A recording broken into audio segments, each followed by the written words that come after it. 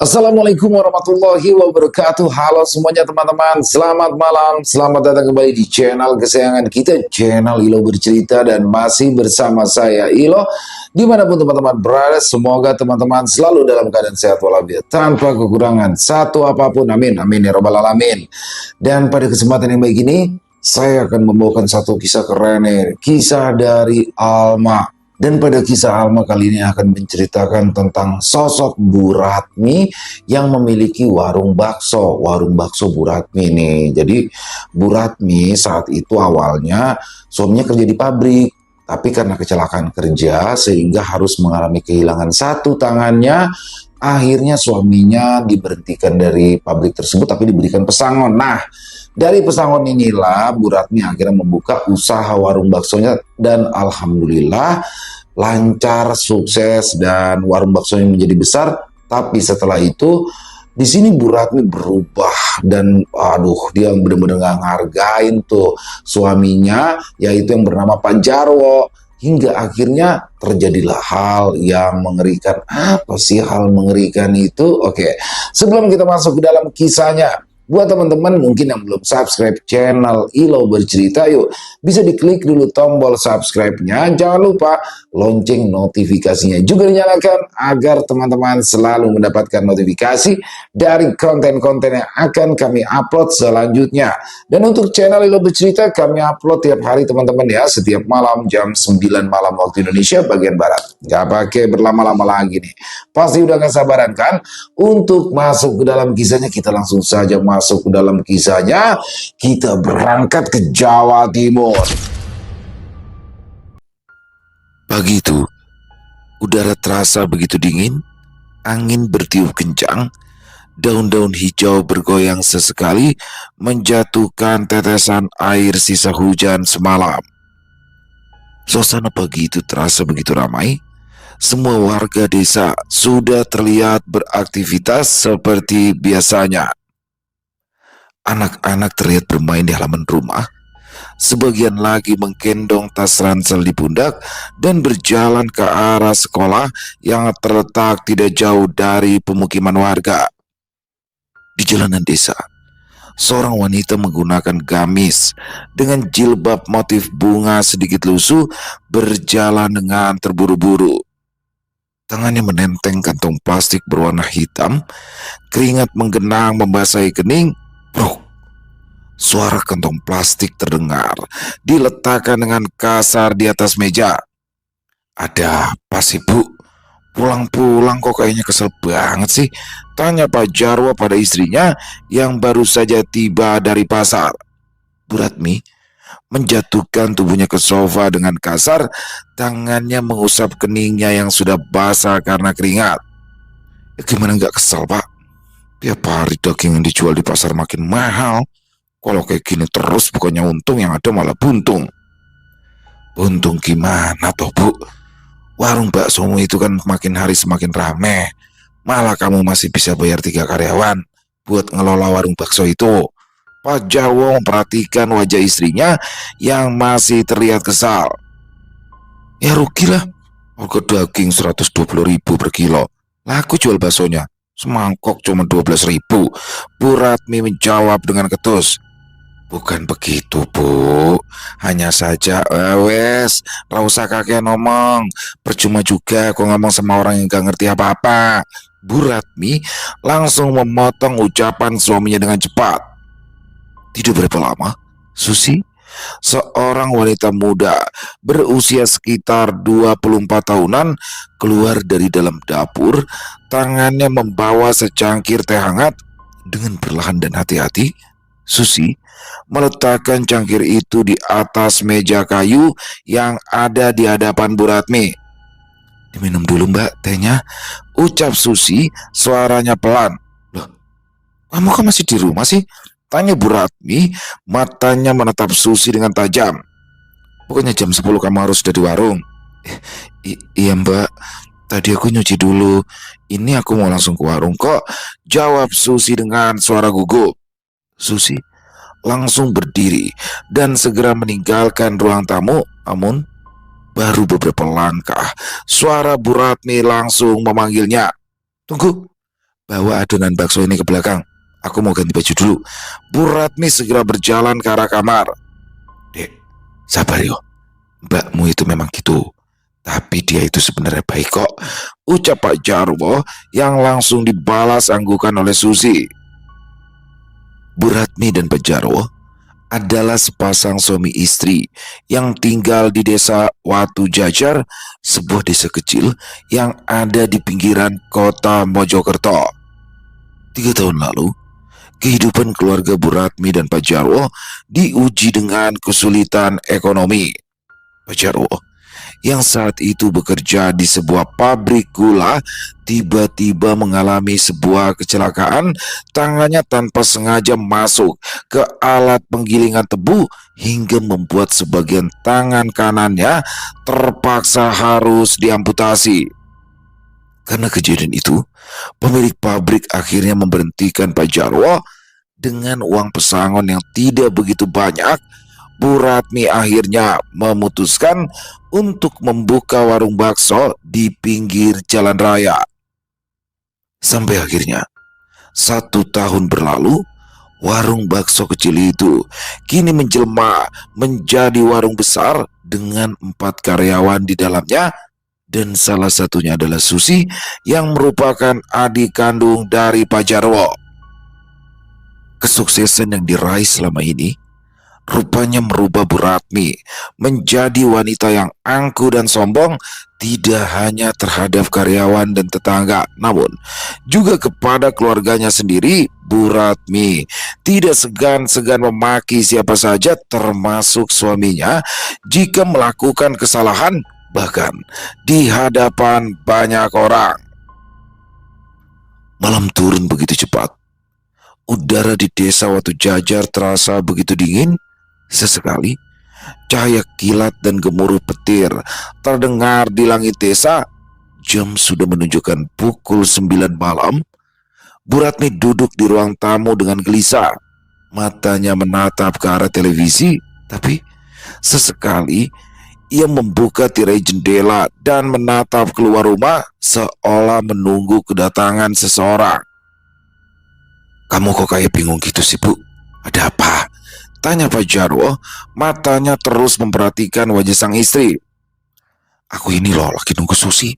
Tumben sampai jam segini dia nggak pulang-pulang, jawab Bu Ratmi sambil terus membuka tirai jendela rumahnya.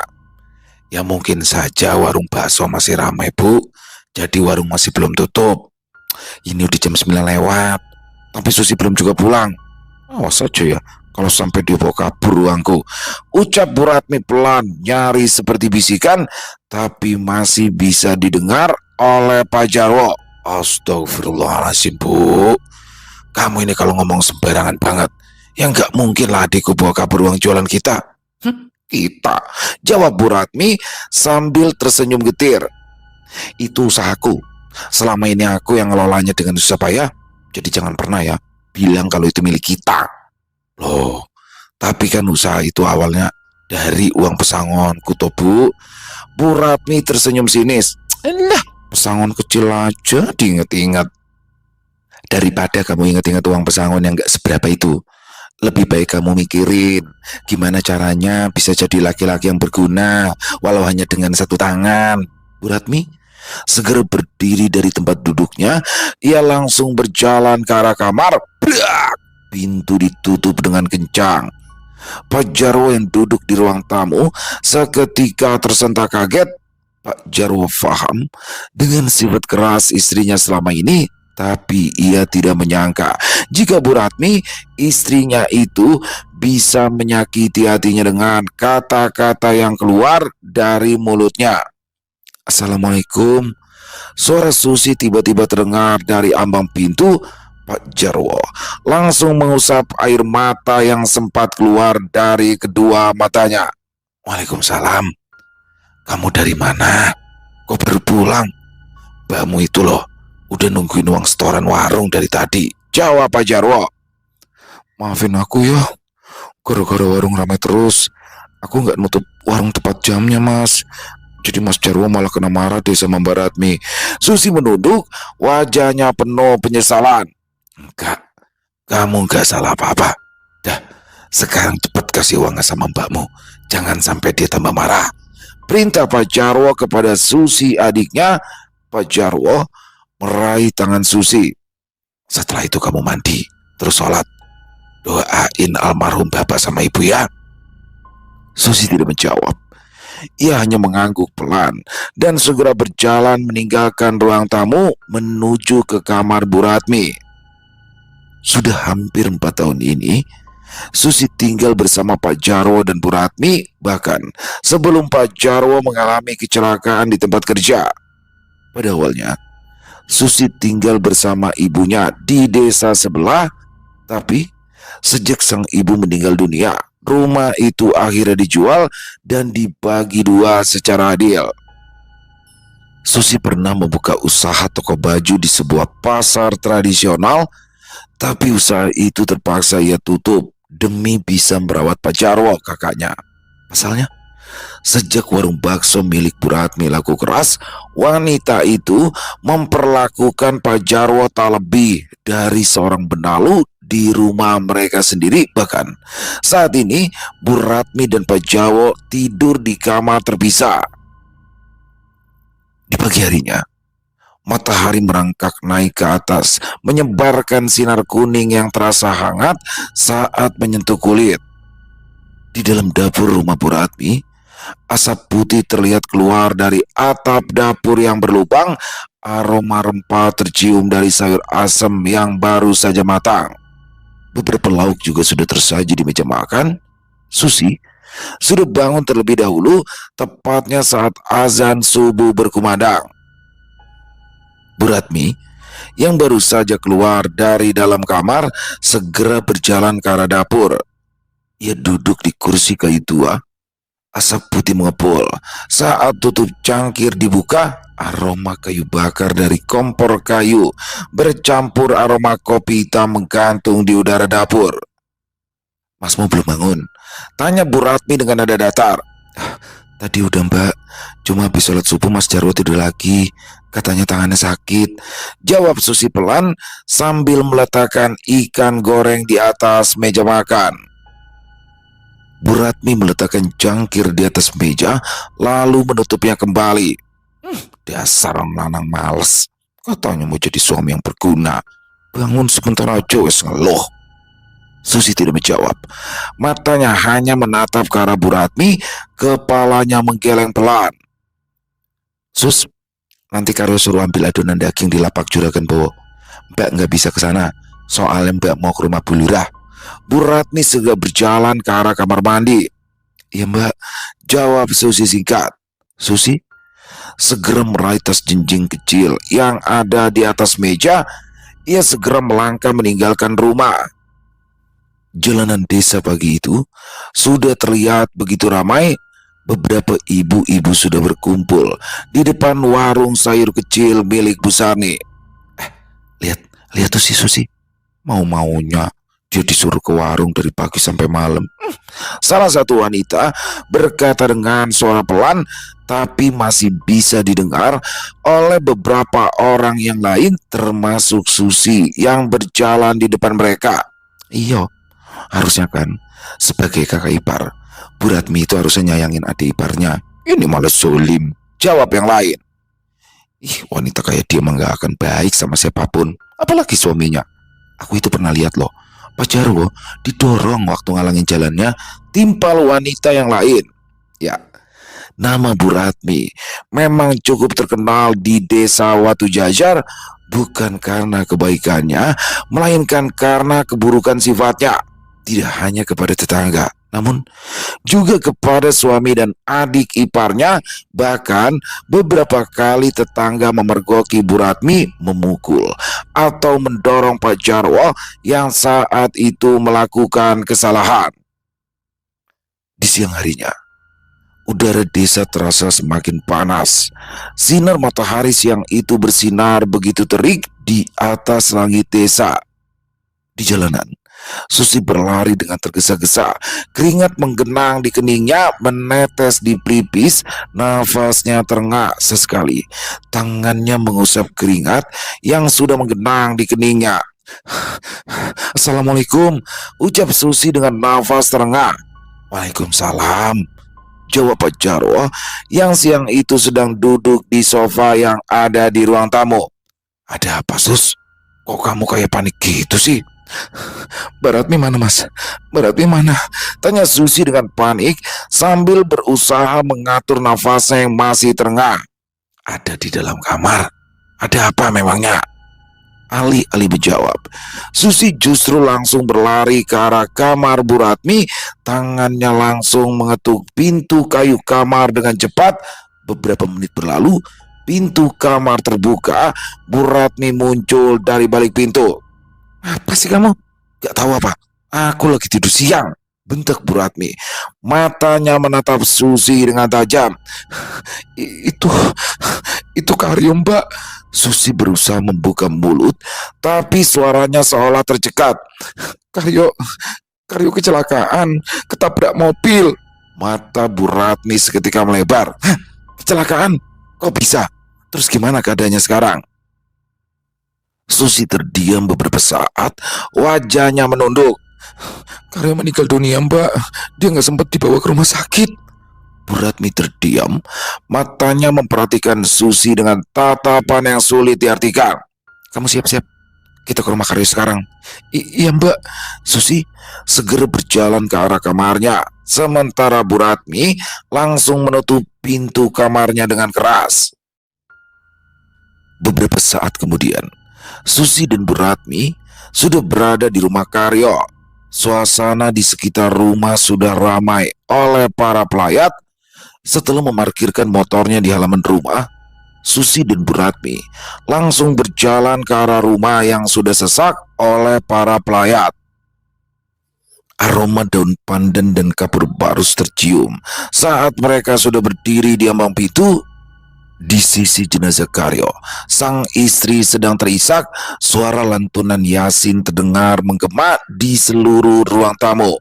Assalamualaikum, ucap Susi dan Bu Ratmi bersamaan. Beberapa mata langsung menoleh ke arah keduanya yang berjalan masuk ke arah jenazah. Mila, istri Karyo, menoleh ke arah pintu. Waalaikumsalam. Mila, kami sekeluarga turut berbelasungkawa ya atas meninggal dunianya Karyo, ucap Bu Ratmi yang sudah duduk di hadapan Mila. Boleh nggak saya lihat wajah almarhum? Mila tidak menjawab, ia hanya mengangguk pelan. Dengan perlahan, Bu Ratmi menyingkap kain putih yang menutupi wajah Karyo. Mata pria itu terpejam, wajahnya pucat, bahkan hampir membiru. Susi, yang sejak tadi duduk di samping Bu Ratmi, tiba-tiba bergerak mendekat. Mbak, itu kalau leher Karyo kayak ada bekas lilitan ya, Mbak, bisik Susi tepat di telinga Bu Ratmi. Bu Ratmi terdiam beberapa saat, matanya memperhatikan tanda yang dikatakan Susi. Udah, kamu diam aja, gak usah banyak nanya. Susi tidak menjawab, ia hanya mengangguk. Perlahan, tubuhnya sedikit menjauh dari Bu Ratmi, tapi matanya terus menatap ke arah jenazah Karyo yang masih terbuka. Tepat di leher Karyo, sebuah luka memar terlihat persis seperti sebuah lilitan tali yang diikat dengan kuat di leher pria itu.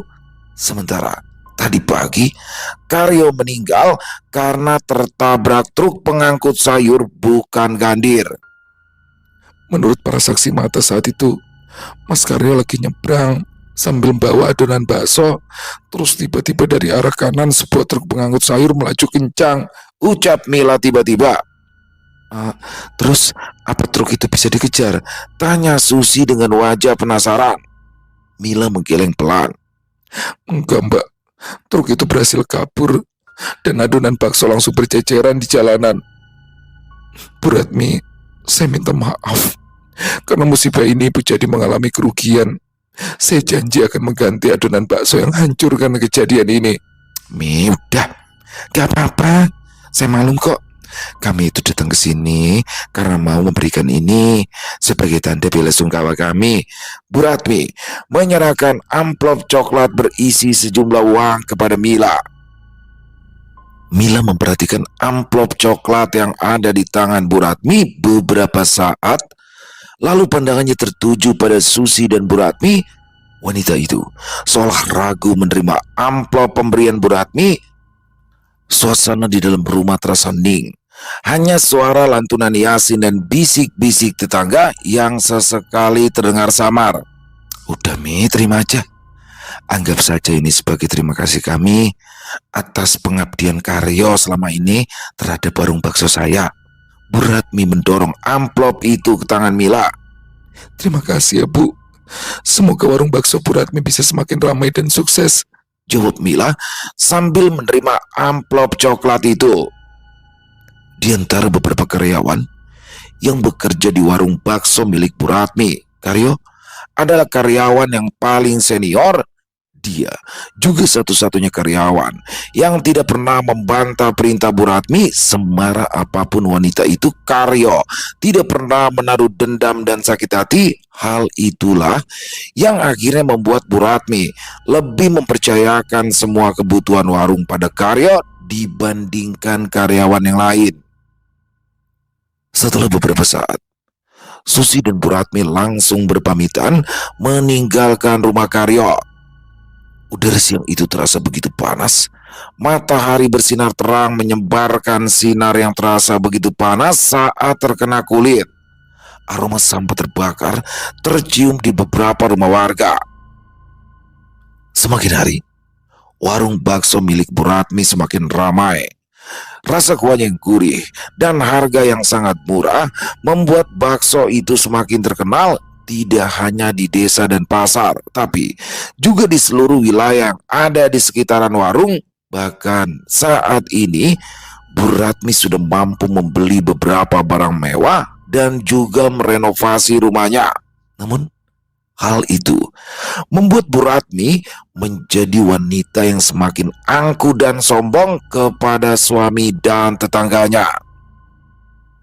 Pagi itu, Bu Ratmi meninggalkan rumah menuju ke pasar untuk berbelanja dengan menggunakan motor metik yang baru saja ia beli secara tunai dari dealer.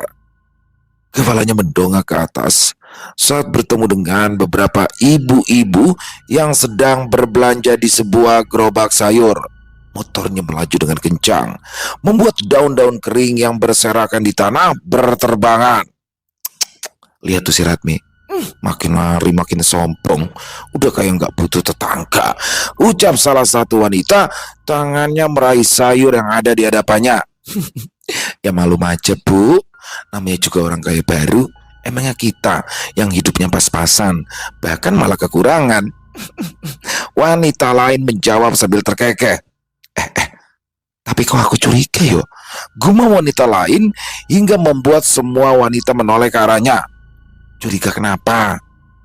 Wanita itu memandang wajah ibu-ibu yang berdiri di dekatnya dengan tatapan yang sulit diartikan.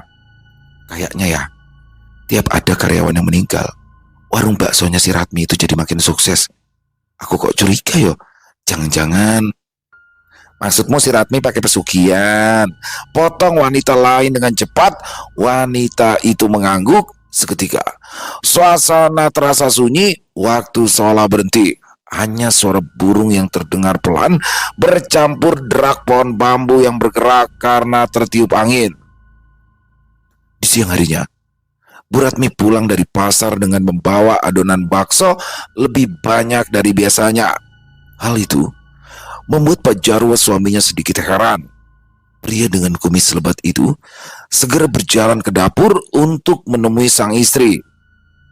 Kamu beli adonan bakso banyak banget Bu. Berapa kilo ini? Tanya Pak Jarwo penasaran. 10 kilo, jawab Bu Ratmi singkat. Pak Jarwo melebarkan matanya, tubuhnya sedikit tersentak mendengar jawaban istrinya. 10 kilo Bu, kamu gak salah beli kan? Kok banyak banget ini? Bu Ratmi yang saat itu sedang menata kayu bakar di tungku langsung berhenti. Ia langsung berdiri dan berjalan ke arah sang suami. Mata Bu Ratmi menatap Pak Jarwo dengan tajam, tangannya bertolak pinggang. Memangnya kenapa? Oh, aku beli pakai uangku sendiri kok. Ya bukan gitu Bu, aku itu cuma khawatir kalau nanti nggak habis kamu bazir, jawab Pak Jarwo dengan suara gugup. Pak, bakso-bakso ini bukan buat dijual. Semua ini itu pesanan Bu Lurah. Besok dia mau ada hajatan. Nah, daripada kamu sibuk ngatur hidupanku, lebih baik kamu duduk-duduk aja sana di ruang tamu. Cari jalan keluar supaya kamu bisa berguna dikit di rumah ini. Tanpa menunggu jawaban Bu Ratmi, langsung meninggalkan Pak Jarwo. Wanita itu langsung kembali melanjutkan aktivitasnya lagi. Bagi sebagian orang, Pak Jarwo terlihat laki-laki takut istri lemah ataupun kurang tegas. Namun, menurutnya, apa yang ia lakukan itu adalah jalan yang paling tepat. Pasalnya, semakin ia tegas dan menjawab ucapan sang istri, Bu Ratmi akan semakin keras dan pertengkaran akan terjadi di antara keduanya. Di malam harinya, Susi baru saja tiba di rumah. Seperti biasa, ia langsung menyerahkan uang hasil penjualan bakso hari ini tanpa menunggu lama.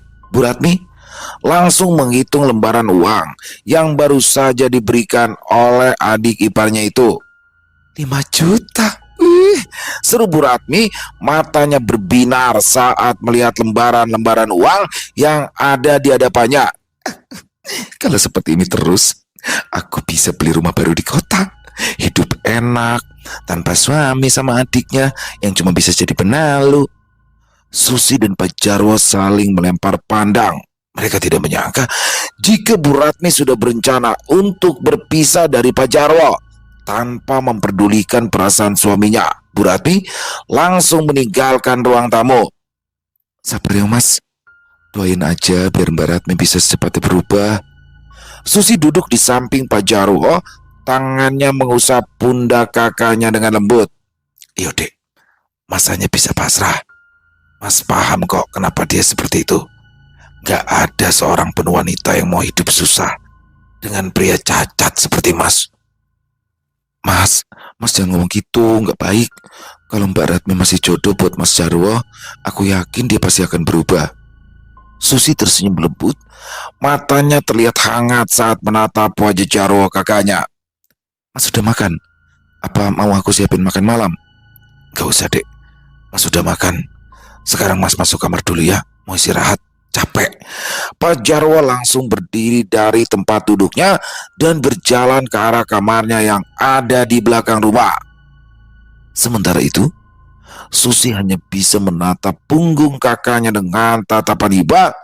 Sejak kecelakaan itu, Bu Ratmi memang tidak pernah menghargai keberadaan Pak Jarwo sebagai suaminya.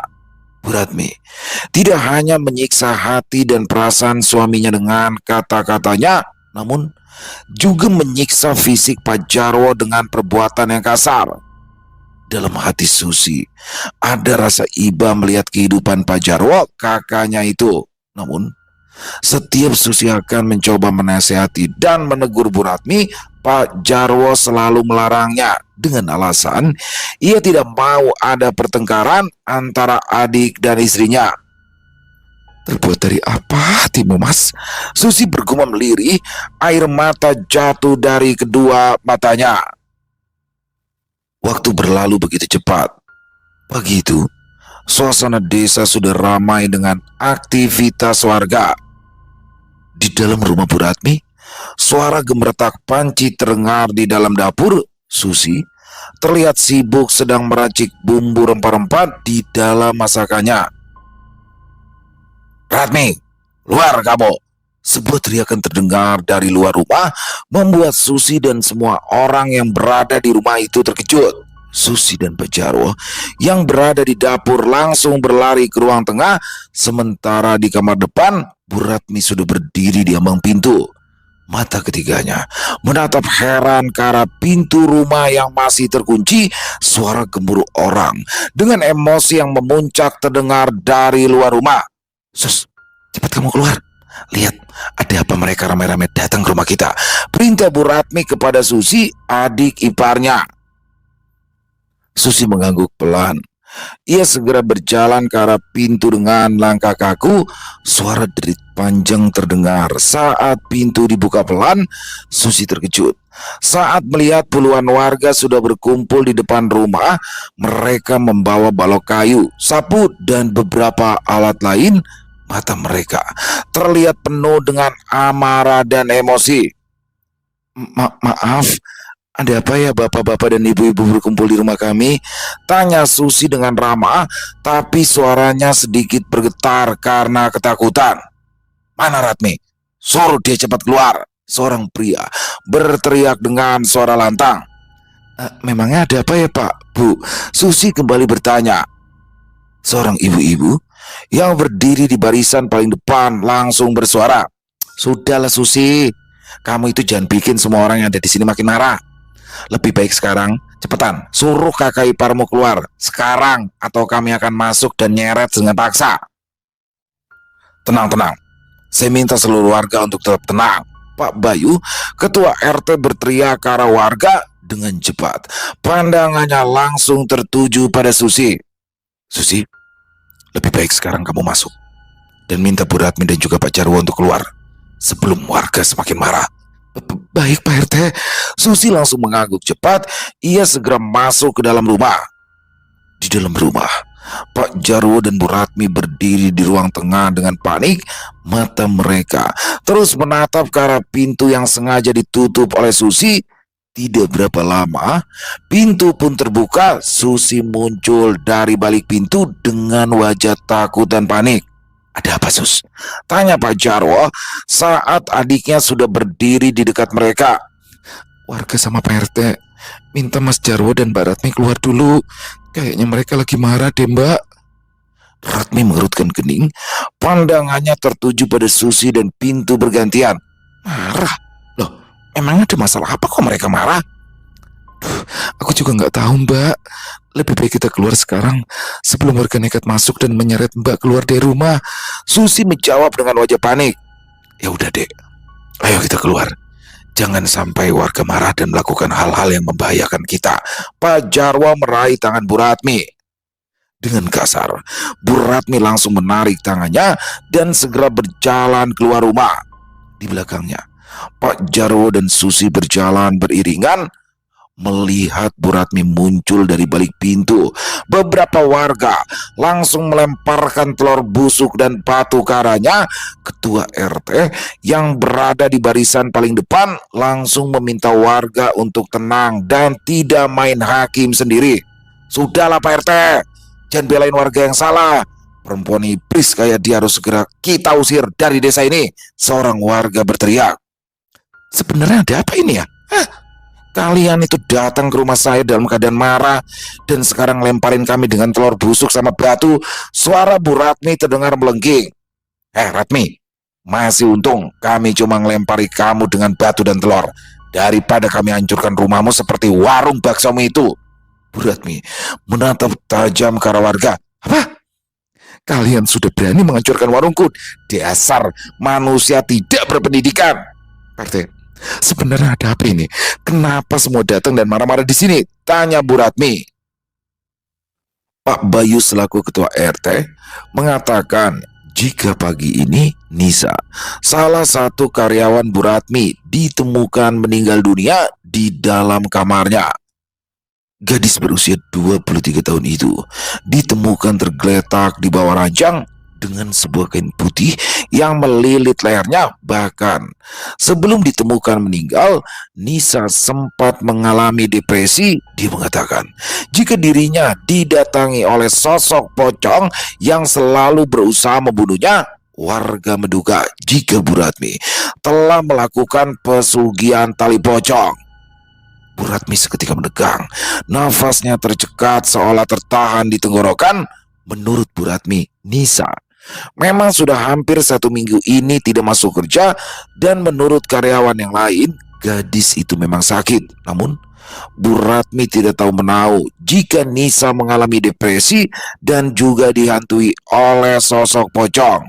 Akan tetapi, menurut Bu Ratmi, kematian Nisa itu bukan karena dirinya. Alah, jangan percaya Pak RT. Saya pernah lihat sendiri dengan mata kepala saya kalau Pak Jarwo malam-malam pernah nemuin Mbak Surip di gubuknya. Dengan gerakan refleks, Bu Ratmi dan Susi langsung menoleh ke arah Pak Jarwo. Apa benar, Mas? Kamu ke rumah Mbak Surip? Tanya Bu Ratmi, matanya menatap tajam ke arah suaminya. Pak Jarwo tidak menjawab, wajahnya menunduk, jari-jari tangannya saling melemas, mulutnya terasa kaku, sementara Bu Ratmi masih menatapnya dengan tatapan tajam. Cepat jawab, apa benar kamu ke rumah Mbak Surip dukun tua itu? Bu Ratmi berteriak, hingga membuat Pak Jarwo langsung menutup kedua matanya. Iya, Bu, tapi aku ke sana bukan untuk melakukan ritual pesugihan, Bu. Aku hanya ingin membuat kamu menjadi istri yang baik buat aku. Itu aja, Bu. Bu Ratmi langsung mengalihkan pandangannya ke arah warga. Kalian dengar sendiri kan? Suamiku ini tidak melakukan pesugihan. Dia datang ke tempat itu untuk tujuan yang lain. Jadi, kematian Nisa gak ada hubungannya dengan kami. Alah, kalian pikir kami bodoh? Sudah, lebih baik ayo kita usir saja mereka semua dari desa.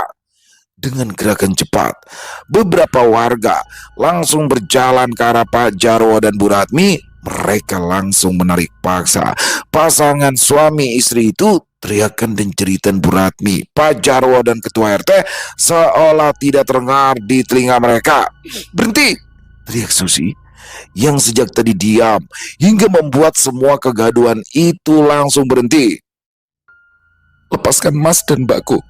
Kalian gak berhak menghakimi mereka seperti ini. Susi langsung menarik tangan Bu Ratmi dan Pak Jarwo dari warga. Air mata sudah mengenang di kedua matanya. Kalian memperlakukan mereka dengan kejam. Apa kalian sudah yakin kalau dalam darah kalian tidak ada dosa?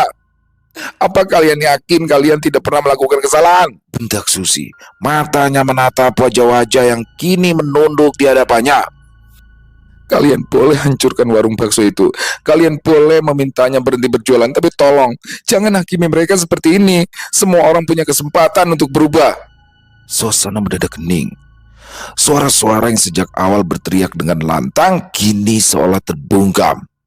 Wajah-wajah mereka menunduk menahan malu atau penyesalan. Susi berjalan semakin mendekat ke arah warga. Nafasnya tersengal menahan emosi yang masih meluap di dalam dadanya. Lebih baik sekarang kalian pulang. Biar aku yang menyelesaikan semuanya di sini. Tanpa menjawab, semua warga dan Ketua RT segera meninggalkan rumah Bu Ratmi. Di belakang Susi, Bu Ratmi dan Pak Jarwo terisak. Tubuh mereka masih bergetar karena rasa takut. Beberapa menit kemudian, mereka pun sudah duduk di ruang tamu. Susi duduk di hadapan Bu Ratmi dan Pak Jarwo. Matanya menatap kedua orang itu dengan rasa iba. Aku itu loh bener-bener gak pernah ngelakuin pesugihan. Semua kesuksesan warung baksoku itu aku dapatkan dengan jalan yang halal. Suara Bu Ratmi terdengar di antara isak tangisnya. Susi berdiri dari tempat duduknya. Ia langsung berjalan ke arah Bu Ratmi dan langsung memeluk tubuh kakak iparnya itu. Sabar ya, Mbak. Aku yakin semua ini pasti akan cepat berlalu. Lebih baik sekarang kita fokus menatap masa depan. Susi terdiam beberapa saat. Mbak, maaf ya sebelumnya. Aku rasa ini adalah teguran dari Allah. Karena selama ini Mbak Ratmi sudah salah jalan. Mbak sudah lupa dengan kodrat Mbak sebagai wanita dan istri. Bu Ratmi seketika terdiam, tangannya mengusap air matanya yang masih menetes. Pandangannya tertuju pada Pak Jarwo suaminya. Kali ini Bu Ratmi merasa jika hatinya langsung tersentuh dengan ucapan Susi. Dia sadar jika sebagai seorang istri, dirinya sudah sering kali merendahkan sang suami. Kamu benar, Sus. Mbak ngaku salah. Mbak sudah dibutahkan oleh kesombongan dan keegoisan. Bu Ratmi menundukkan wajahnya beberapa saat. Lalu dengan cepat ia meraih tangan suaminya. Pak, aku janji akan berubah jadi istri yang baik buatmu. Aku gak akan nyakitin kamu lagi. Aku janji, Pak. Iya, Bu. Aku percaya sama kamu. Aku juga gak marah sama kamu, Bu. Sejak saat itu, Bu Ratmi mulai menunjukkan perubahan sifatnya. tidak hanya kepada keluarga, tapi juga kepada warga desa. Bu Ratmi juga menjual beberapa barangnya untuk diberikan kepada para karyawan dan juga keluarga Nisa. Semua itu dilakukannya bukan karena mencari simpati warga, namun untuk menebus semua kesalahan yang sudah ia lakukan selama ini. Waktu berlalu dengan cepat. Semakin hari, sosok Bu Ratmi yang selama ini dikenal karena kesombongan dan keangkuhannya perlahan mulai menunjukkan perubahan. Bu Ratmi kini terlihat begitu baik dan sabar. Di beberapa kesempatan, Bu Ratmi juga kerap mengikuti acara pengajian dan perkumpulan dengan warga desa. Hal itu tidak hanya membuat Pak Jarwo bahagia, tapi juga merasa bangga kepada sang istri. Perlahan, warung bakso Bu Ratmi kembali dibuka. Akan tetapi, kali ini Bu Ratmi tidak menggunakan karyawan. Ia mengelola warung bakso itu dengan bantuan Susi dan Pak Jarwo. Sesekali, Bu Ratmi memberikan perhatian kecil kepada suami dan adik iparnya itu. Malam itu, jam sudah menunjukkan pukul 9 malam. Warung bakso Bu Ratmi sudah tutup. Mbak, aku mau ke rumah temanku dulu ya. Susi yang sudah berada di atas motor langsung bersuara. Mbak sama Mas pulang aja duluan. Loh Dek, ini udah malam loh. Bahaya kalau anak perawan malam-malam sendirian di jalan. Kami antar aja yo. Bu Ratmi mencoba mengingatkan. Gak usah Mbak, aku sebentar aja kok. Lagian kasihan Mas Jarwo, dia pasti capek loh dari pagi di warung terus. Ya wes, kamu hati-hati. Jangan malam-malam pulangnya. Ayo Bu, kita pulang duluan. Aku capek mau istirahat, jawab Pak Jarwo. Bu Ratmi mengangguk. Ia langsung menjalankan motornya meninggalkan warung, sementara Susi langsung berjalan ke arah yang berlawanan dengan Bu Ratmi dan Pak Jarwo. Tidak berapa lama, Susi tiba di sebuah rumah sederhana. Pintu diketuk dengan perlahan. Tidak berapa lama, pintu itu terbuka. Seorang wanita parubaya keluar dari balik pintu. Assalamualaikum Mbah. Susi tersenyum kecil. Waalaikumsalam, jawab wanita itu. Ia langsung mempersilahkan Susi masuk ke dalam rumah. Mau apa lagi kamu kesini? Tanya Mbah Karsi saat mereka sudah duduk di atas tikar pandan yang usang. Susi menyerahkan amplop coklat kepada Mbah Karsi. Saya mau memberikan ini Mbah. Saya minta agar Mbah menghentikan santet tali pocong itu. Ternyata 10 bulan yang lalu, Susi mendatangi rumah Mbak Karsi, seorang dukun tua di desa sebelah. Malam itu, Susi yang sudah tidak tahan lagi atas perlakuan Bu Ratmi kepada Pak Jarwo, meminta Mbak Karsi untuk menyantet beberapa karyawan Bu Ratmi. Semua itu ia lakukan agar warga desa mengira jika Bu Ratmi yang melakukan pesugihan terhadap warung baksonya. Susi berharap semua tuduhan itu akhirnya membuat Bu Ratmi berubah dan mau bertaubat. Dengan memberikan sejumlah uang pada Mbak Karsi, permintaan Susi akhirnya dikabulkan oleh wanita tua itu. Dan kini, setelah semua yang terjadi dan apa yang menjadi keinginan Susi tercapai, ia kembali ke tempat Mbak Karsi untuk meminta dukun tua itu menghentikan pekerjaannya. Mbak Karsi tersenyum kecil. Gampang itu. Aku akan menghentikan semuanya. Semoga kakak iparmu benar-benar berubah menjadi wanita baik dan tidak sombong. Terima kasih Mbah. Berkat bantuan Mbah, Mbak Ratmi kini memperlakukan semua orang dengan baik. Ya, Susi menargetkan Karyo dan Nina bukan tanpa alasan. Mereka berdua adalah pasangan selingkuh. Susi sudah beberapa kali menegur pada Mas Karyo dan mengingatkan kalau ia sudah punya anak dan istri di rumah. Tapi Karyo justru balik mengancam Susi dan mengatakan kalau dia lebih dipercaya oleh Bu Ratmi ketimbang Susi. Dan bahkan Susi juga diam-diam tahu kalau Karyo seringkali menggelapkan uang warung untuk memanjakan Nina sebagai pasangan selingkuhannya. Disinilah Susi pada akhirnya menargetkan keduanya sebagai korban santet tali pocong.